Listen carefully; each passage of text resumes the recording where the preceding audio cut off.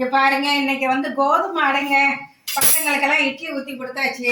இங்க பாருங்க, எனக்கு கோதுமை அடைங்க செஞ்சேன். பிள்ளைங்களும் சாப்பிடுவாங்க.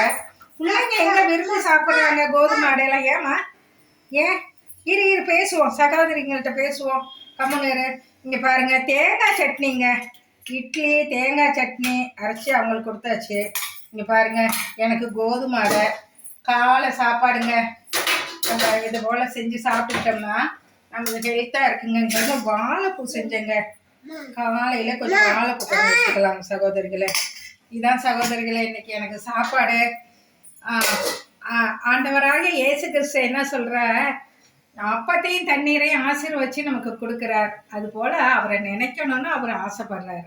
உனக்கு ஒருவர் இருக்கிறார், உன்னை விசாரிக்க துடிக்கிறார், உன்னையும் என்னையும் இயேசு நேசிக்கிறார், நம்மை உள்ளங்கைகளில் வரைந்திருக்கிறார்.